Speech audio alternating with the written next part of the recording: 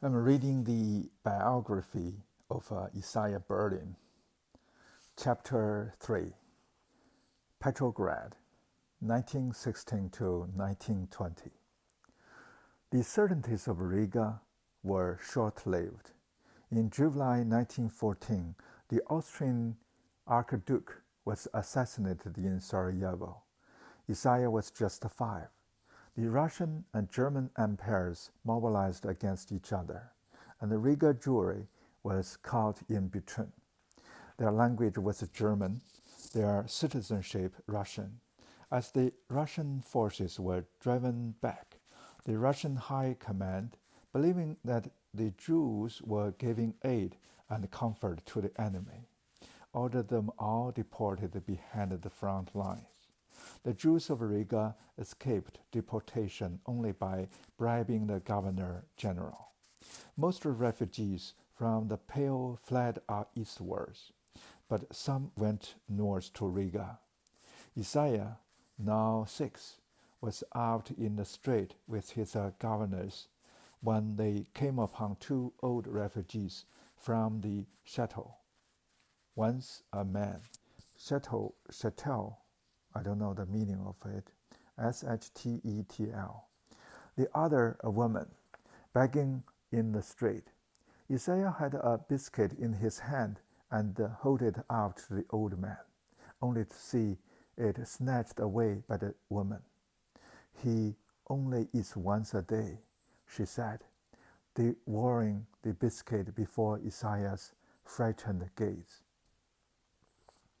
By May 1915, the Baltic was under German naval blockade, and the timber trade was at a standstill.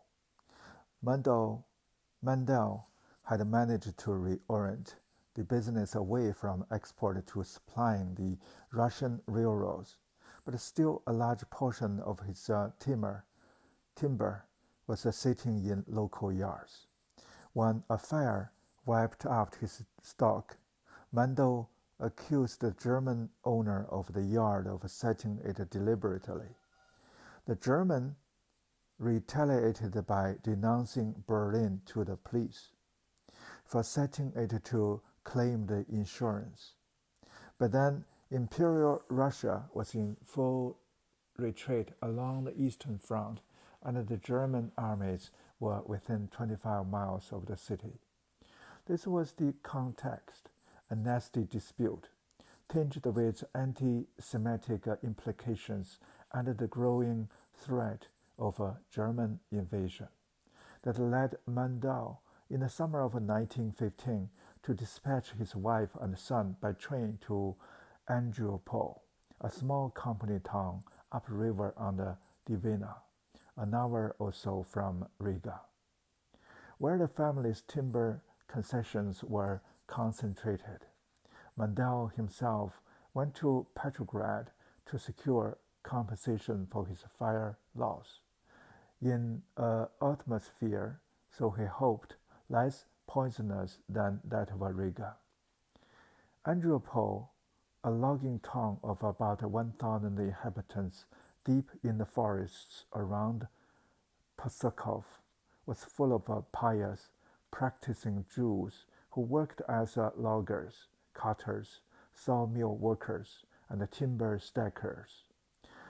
But there was also a traditional Russian landowner dying of tuberculosis in a big house surrounded by a park, and the Russian officers on leave from nearby regiments used to serenade young ladies with balalakas or read them sentimental verse. One such officer read to Isaiah's mother by the all-burn light of an oil lamp. In both Isaiah's and in his mother's memory, Andropol became a sepia print of old Russia in its dying hours. Displacement to this new world was neither strange nor threatening. Andropol was effectively owned by the Berlin timber firm, and everyone deferred to the young princeling. In the Hebrew school, sitting on plank benches with timber cutters' children, Isaiah received his first formal religious instruction. It was also his first experience of a schooling, and to the end of his life he could still remember the words of a song he learned with the other children about the stove in the corner that kept a poor family warm. From an old rabbi, he learned the letters of the Hebrew alphabet. The rabbi, too, was never forgotten. Once he paused and said, "Dear children, when you are older, you will realize how in every one of these letters there is a Jewish blood and Jewish tears." When Berlin told me this story 80 years later, in the downstairs sitting room of his home in Oxford, Haddington House, for a split second his composure deserted him and he stared out across the garden. Then he looked back at me, equanimity restored, and said, "That's the history of the Jews." In 1916, Mendel Berlin moved the family from Andropol to Petrograd, where he now worked for the Russian government, supplying timber for the railway system. Several members of the Berlin family were already in Petrograd. Uncle Isaac and Aunt Evgenia Landelberg, Ishak and Ada Semenov, and the young child found Uncle Isaac irresistibly romantic, because by then he was caught up in the socialist movement and came back to their flat with tales of revolvers, searches, and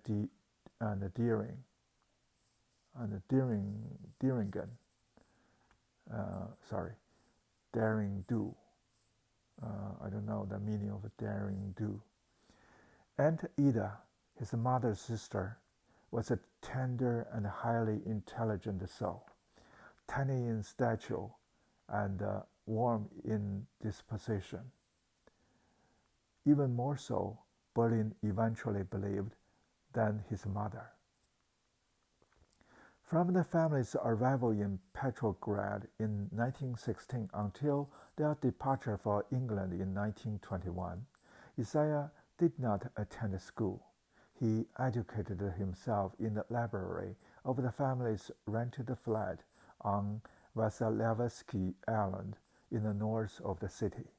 The apartment was above a small ceramics factory, and multicolored fragments of a ceramic mosaic littered the inner courtyard. There were maids and tutors, but few children to play with. Solitude allowed Isaiah's precocity to flourish. He swears he read War and Peace and Anna Karenina at the age of 10. He loved the former, but could not make head or tail of the latter. Isaiah's Hebrew lessons continued, together with instruction in the Talmud. At the time, it all seemed an exercise in boredom. Quote, it was all like this.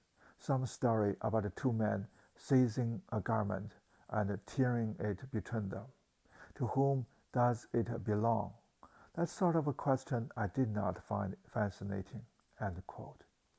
These were the Jewish tradition's elementary lessons in the ambiguities of human justice, and if the child found them tiresome, the adult never forgot them. More fascinating were Jules Verne's 20,000 League Under the Sea, Min Race's cowboy adventures, and Alexander Dumas' Three Musketeers, all in Russian translations. Late in his life, when asked what he had wanted to be when he was a child, Berlin said that he used to dream of being a scientist in a Jules Verne novel. Undersea, watching the world of nature through a porthole. It is a fantasy of a omniscient distance, exploring the depths, yet remaining immune from their dangers. Their childhood reading remained vivid to him throughout his life. In August 1956, when he visited the Lenin Library in Moscow, closely followed by the KGB, he signed up a number of Russian books and spent the morning reading them.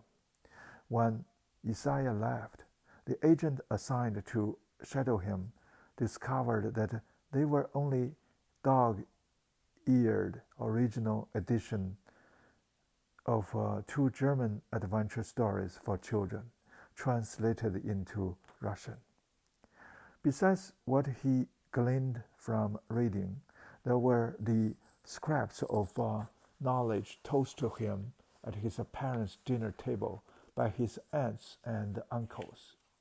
He remembered Uncle Isaac teaching him who Garibaldi and his red shirts were. He recalled how his progressive aunt Evangenia solemnly set out to demolish certain Hebrew myths about Mordecai and Esther. Unlike the retiring Mendel and Maria, Isaac and Evangenia were swept up in the rising tide of Petrograd politics in autumn of 1916. But apart from the stories they brought back from the streets, the drastic events outside, the slow dissolution of a regime, the ongoing collapse of the imperial army, made no impression on a 7-year-old. The first political tremor he registered at all was the portentous black type of the newspaper headlines announcing Rasputin's murder in late autumn of that year. A whole regime was crumbling around him, and of course he had not the slightest inkling of it. He went for walks with his Jewish governess on the Nevsky Prospect. He would gaze in the shop windows at the toy stores with their English train sets and German stuffed bears, at the confectionaries, where his attention would be riveted by a certain type of a chocolate bar, whose name, Kavarost, and whose shape, like a tree balls piled on top of each other, he never forgot. In the winter of 1916 to 1917, his parents took him to hear the Russian bass Fyodor Chalypin sing the title role in Boris Godunov at the Mariinsky Theater. What he liked best was the moment when Boris sees the ghost of Dmitri. Chalypin fell to his knees, crawled under the table, and drew the tablecloth over his head. Isaiah's lifelong love of opera began here, with Boris, and with the spectacle of an adult reduced to animal terror, all seen in a safe frame of a theater. Soon, of course, there was to be real fear in adults' eyes, and none of it in the magic frame of a suspended disbelief. He was kept inside on the bright winter's day in late February 1917, when the crowds began surging through Vasily Ostrov towards the center of the city. The family went to the windows to watch the large plywood banners inscribed with such slogans as "Land and Liberty," "All Power to the Duma," "Down with the Tsar," "Down with War," floating above the cabs and kerchiefs of the crowd. When the first cordon of troops marched towards them in formation, the crowd did not give way.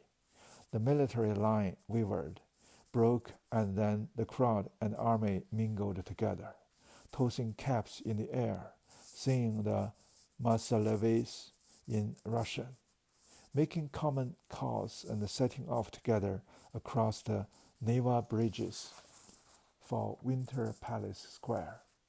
He was 7.5 when he saw this, the first euphoric morning of the February Revolution. His parents, like most liberal Jews, seemed to share the popular excitement, though Mendel and Marie were not the kind of people to throw on a coat, rush downstairs, and join the crowd. When it seemed safe to go out in the streets, Isaiah and his governess went for a stroll near their home. Isaiah was bending down to examine a battered Russian translation of a Jewish Verney, on sale from a bookseller who had laid out his wares on the snowy sidewalk, when the roadway suddenly filled with a small group of men, perhaps 15 in all, sweeping past with a frightened person in their clutches. Afterwards, Isaiah learned that the man was a Pharaon, P-H-A-R-A-O-N, one of the municipal policemen who were the last people in uniform to remain loyal to the old regime.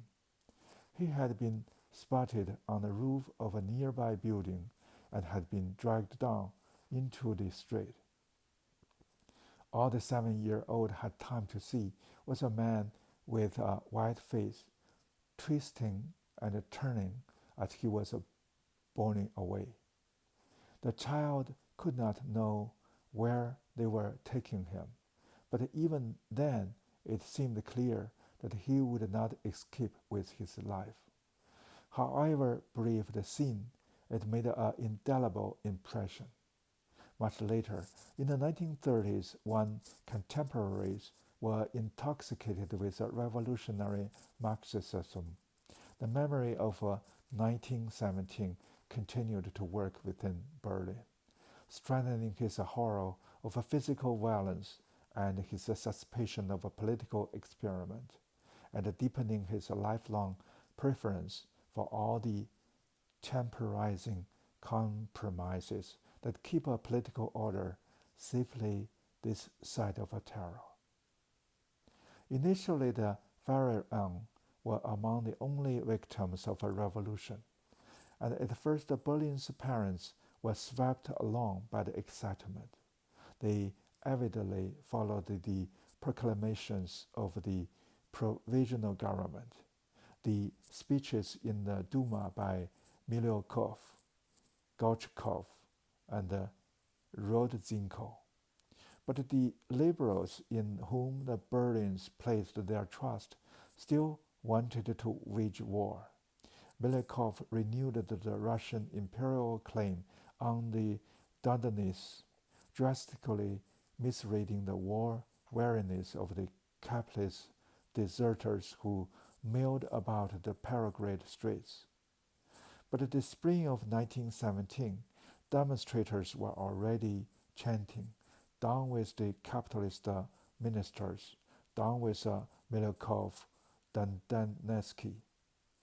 By midsummer, the liberals' hour had passed. Order in the streets was visibly disintegrating, and power was ebbing from the Duma towards the Petrograd Soviet, and so to a small band of Maximalists, as the Bolshevik were then known. To escape the heat and the increasing tension and violence in the city, mother and son spent the summer in a dacha at Staraya, Russia. There were fancy dress parties, tombolas, and afternoons in the park listening to an Italian orchestra playing at a bandstand. The Italians had left their sheet music behind in Italy. Each afternoon they announced first a Venetian, then a Finnish, then an Italian march. Isaiah gradually realized that it was the same tune, played over and over. His circle, his circle of friends at Staraya, Russia, included Leonard Shapiro, who was later to become a professor of Russian history at the London School of Economics. The two little boys, one 7 and the other 8, would sit on the dacha veranda or wander through the parks of the resort, talking earnestly about the art of Alexander Benois, Leon Bakst, and other Russian painters of the time. Shapiro showed Berlin colored postcards of their work and even modeled a plaster bust of the dying French revolutionary hero, Marat. These summer conversations of a scarcely credible precocity laid down the earliest layers of cultural and artistic references they were to astonish his English contemporaries later on. When the family returned to Petrograd in the autumn of 1917, Isaiah noticed, as they drove home in a taxi, that the walls of the city were plastered with posters for elections to the new Constituent Assembly. Already young men were tearing down the posters of other parties and putting up one emblazoned with the hammer and the sickle. While Maria and Isaiah had been away, Mando had been shuttling back and forth between his timber concessions in Andropol and the little office he maintained at the apartment in Vasily Ostrov. Despite the worsening situation, Mando's business with the Window-Ramensk railways, supplying them with sleepers and construction wood, continued to prosper.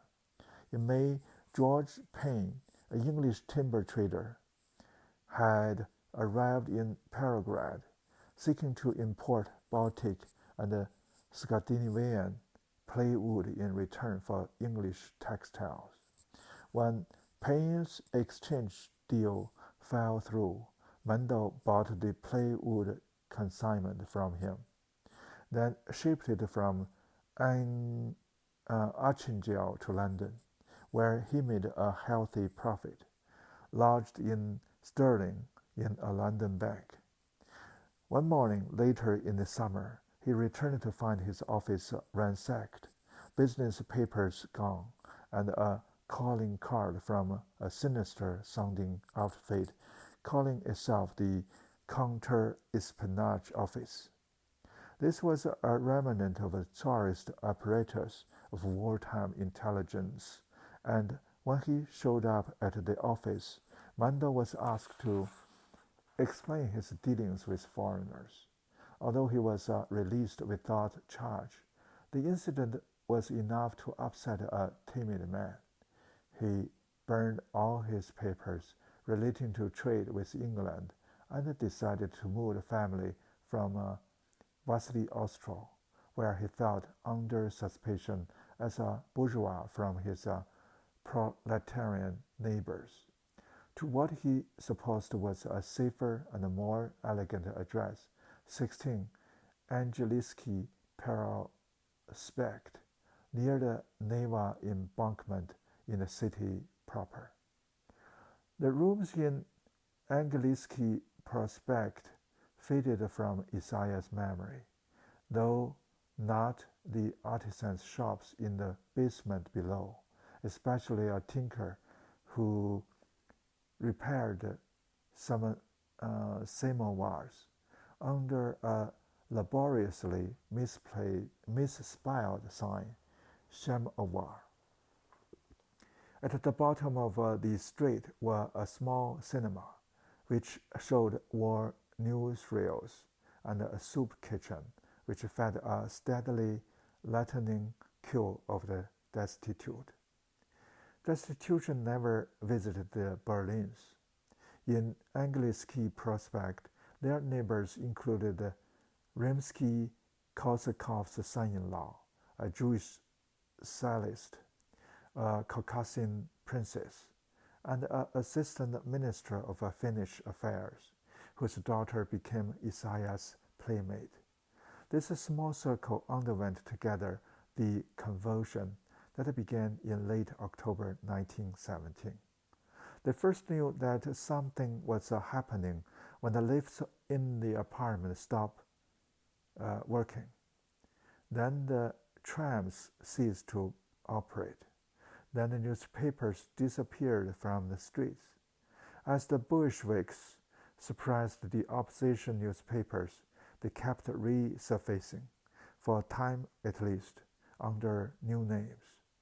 Thus, a liberal paper called Day was closed down in October, only to reappear days later as evening, then as night, then as midnight, making a final appearance as dead of night, until finally silenced for good. At first, the family must have laughed over this, but there was no laughter when a group of men with armbands, and rifles appeared at the front door. The tenants were ordered to form a house committee for the purpose of a democratic administration of the apartment block. The secretary of the committee was to be the stoker Koshkin, whom few of the tenants had ever noticed before, because he lived in the basement and kept boilers filled with coal. Koshkin now began giving the orders, dressed in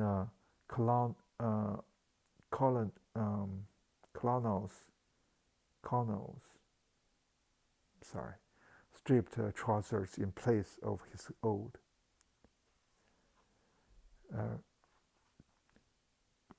coal-grimed overalls. Princess Amartinsky and Rimsky-Korsakov's daughter were made to stoke the stoves, refuse, and sweep the yard. But somehow, a tip perhaps, the Berlins were exempted from these reversals of fortune. They were also protected by their maid, a peasant woman of strong Tsarist convictions, who would answer the door when search parties began marauding and would send them away. The family jewelry, hidden under the snow on the balcony, was never seized. For a few weeks, fear about where the revolution might be headed gave way to euphoria at the Balfour Declaration, which promised the Jews a national home in Palestine. For more than a decade, Chaim Weizmann, the Zionist leader, had been pressing the British government for such a declaration. Now, in late 1917, the British troops poised to drive the troops of the Ottoman Empire from Palestine. The British Foreign Secretary, Arthur Balfour, dispatched a letter to Baron Rothschild, declaring that the government would with favor the establishment of a national home for the Jewish people, provided in words that were to become notorious, that nothing shall be done which may prejudice the civil and religious rights of existing non-Jewish communities in Palestine. The declaration was announced on 9th November 1917, just after the Bolshevik Revolution, and Isaiah remembered his family's excitement about this place called Palestine and the blue, white, and gold flags that he and other children were given to wave at the meeting in a synagogue basement. Mendel was always a skeptic about Palestine, but Mariel Zionism was bred in the bone. Two of her sisters, Ida, who married Yoshik Simonov, and Eugenia, who married Isaac Landenberg, were eventually to make their lives anew in Palestine. But though the whole Berlin clan greeted the Balfour Declaration with rejoicing, for the moment at least, Eugenia and Isaac costed a lot with the revolution. In 1917, Landenberg was not a Bolshevik, but a member of their rivals to the left, the Socialist Revolutionaries. He stormed around Petrograd with a huge pistol in his belt, which so frightened Isaiah's mother that she dropped it into a full kitchen basin to render it harmless. Mendel and Maria were more cautious. They kept their heads down and tried to see which way the revolution would turn. Initially, their livelihood was not touched by it. When the Bolsheviks nationalized the railways, Mendel Berlin was hired as a state contractor to provide timber from the Andropol forests.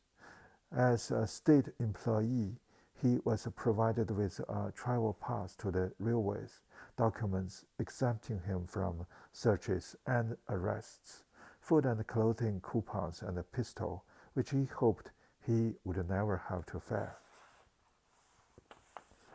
The family spent the summer of 1918 in a rented dacha among the royal parks and gardens of Pavlovsk, a resort town south of Petrograd.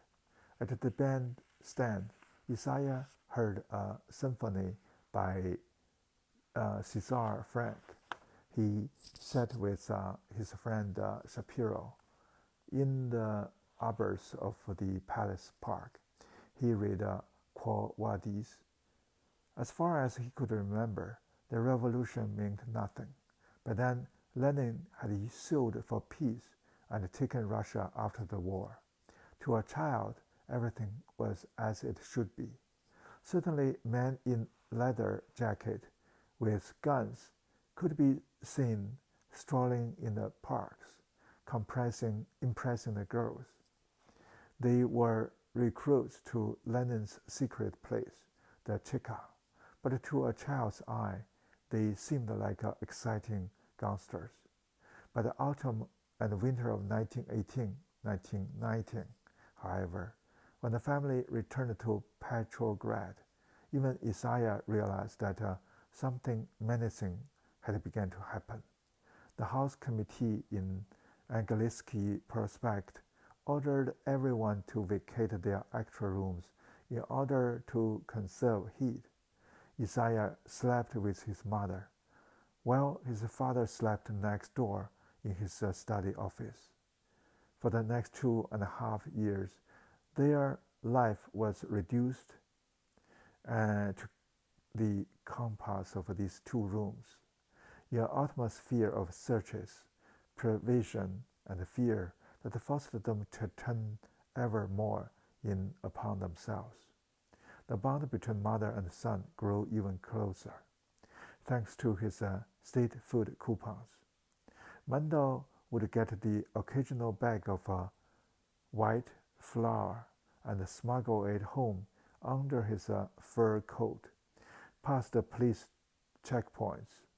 The flour was baked into a white loaf, exclusively reserved, so Mendel remembered, for their son.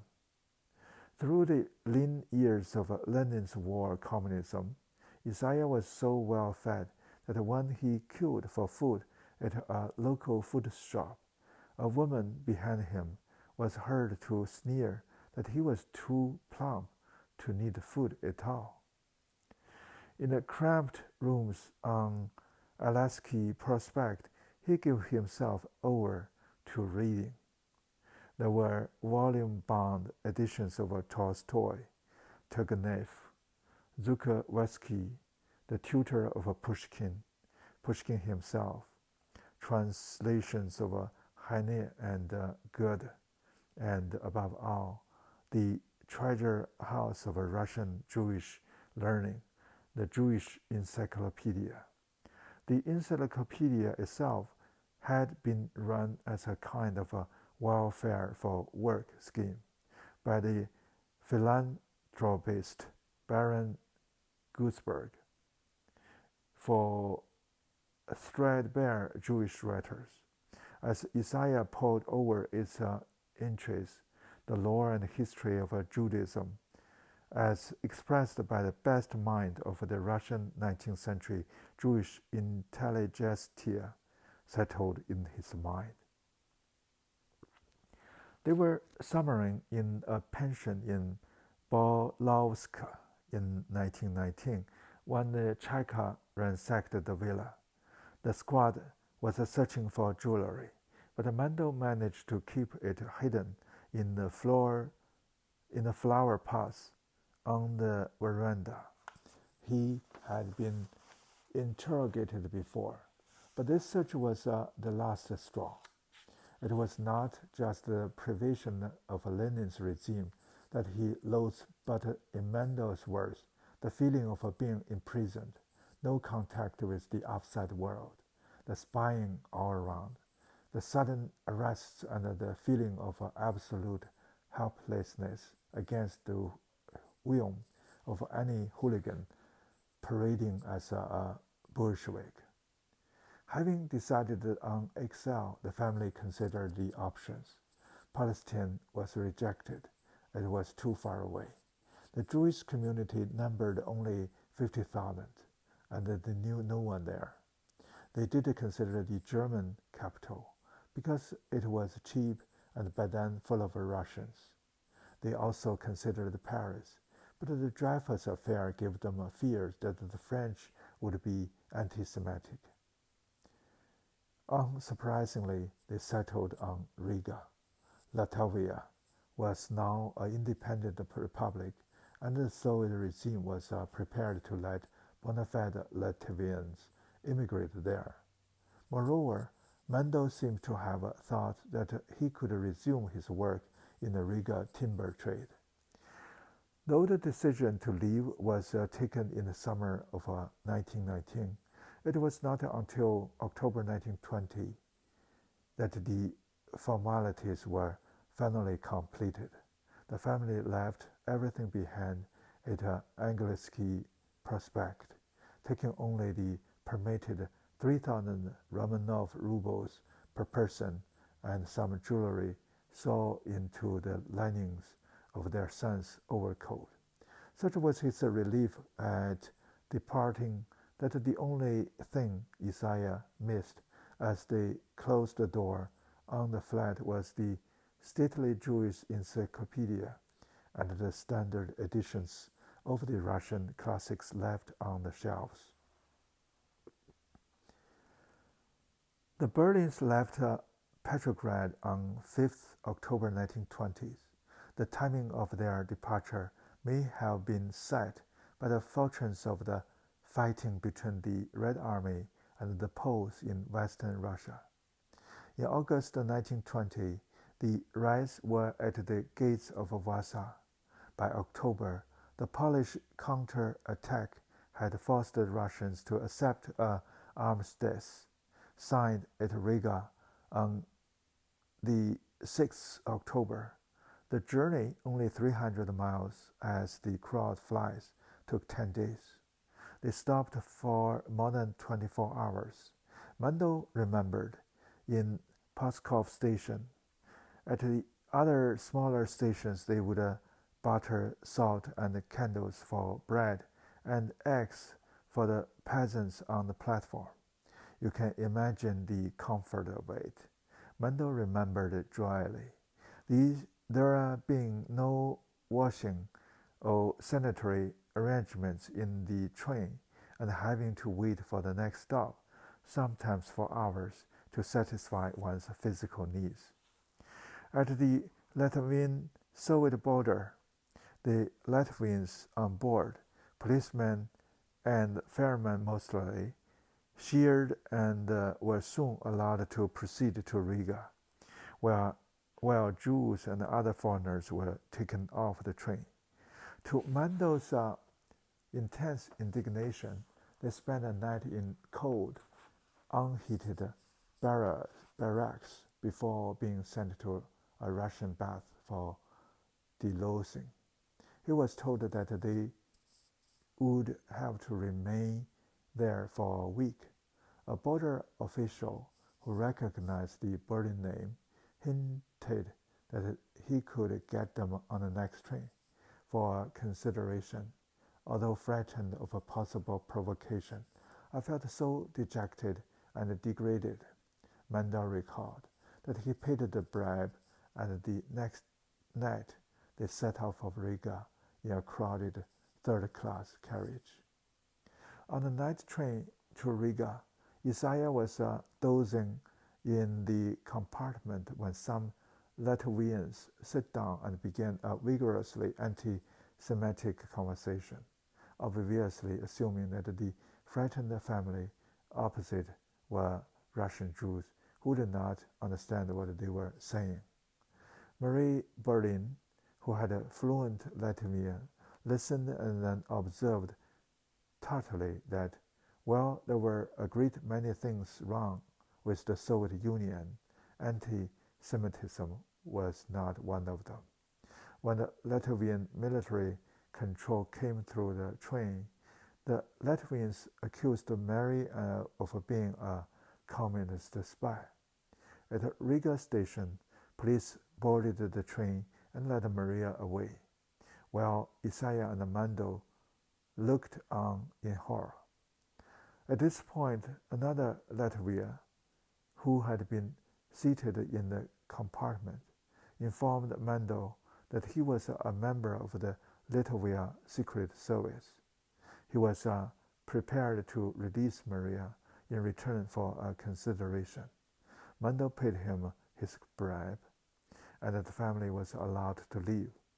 But the case was drawn up against her, and throughout the autumn of 1920, the Berlins kept receiving legal papers informing Maria that she was due to answer charges. The incident on the train not only revealed the intransigent Jewish consciousness in Isaiah's mother, it also laid bare his own identity. As he later recalled to me, we were Jews. We were not Russians. We were not Lats. We were something else. We had to have a home. There was no point living in a perpetual qui vive. Above all, there was no point denying it, concealing it. To do so was undignified and unsuccessful. That's where it comes from her. Mando was a more pliable figure. If assimilation had been possible, he would have been happy to assimilate. She never. They reached Riga on 15 October 1920 and went to stay, not at the Albert Street, which they no longer owned, but nearby with a relative. Having had to bribe two sets of officials on the way, Mando's wallet was empty. He cabled London, and fortunately the bank cabled back to say that he still had access to the sizable profits from his plywood deals, more than £10,000, lodged in his account. At first, Mando re-established himself in the timber trade. Their family connections to Riga remained. Both Mando's and Maria's father, bearded patriarchs, were still living there. Together with brothers and sisters and a raft of young cousins. These were reasons enough to stay, but the incident on the train and Maria's continuing difficulties with the authorities helped to convince the Berlins that they should leave. Mendel set about securing visas for England. Besides his timber connections there, he wanted to give Isaiah the advantage of a British public school education. He was, as his son remembered, a confirmed Anglo-maniac. Mendel belonged to that generation of Russian liberals whose very definition of what it was to be civilized was English. Bicycles meant relay, sugar meant Tate and Leo, steamships meant Cunard, education meant the British public school. And in a post-Versailles world of Mussolini's, Lenin's, and Pilsudski's, decent, dull, and incorruptible public authority meant King George V. While Mendel busied himself with the formalities of departure, Isaiah continued to be tutored at home by a German professor who deigned Latin and German into him and made him read Goethe. This exposure to German culture was not especially successful. All his life, Berlin's German remained imperfect, and as for the German professor, he judged his 11-year-old pupil to be superficial. The judgment lodged in Isaiah's mind for life. There is a certain truth in it. Dr. Kupfer was not wrong. In January 1921, Mendel went ahead to England to prepare their way and to send back tickets and visas. In February, Isaiah and his mother said goodbye to their relatives and left Riga by train for Ostend.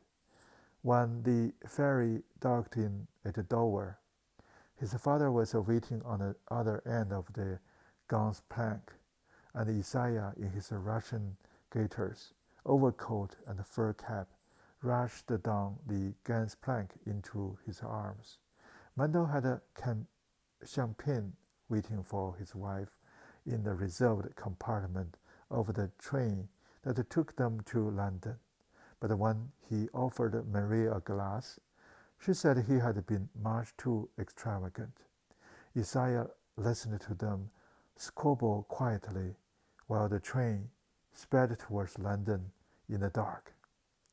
Their destination turned out to be a part of South London where there was not a single Russian and very few Jews. Mendel's partner from the Playwood deal of 1916, George Alexander Payne, had informed him that the English did not live in towns.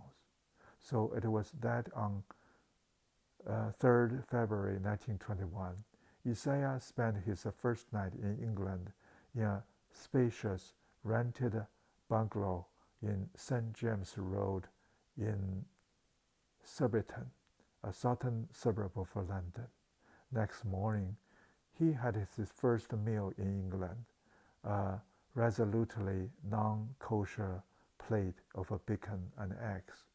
After breakfast, Isaiah got up, went over to the piano in the salon, and with one hand picked out God Save the King. That's the end of chapter 3.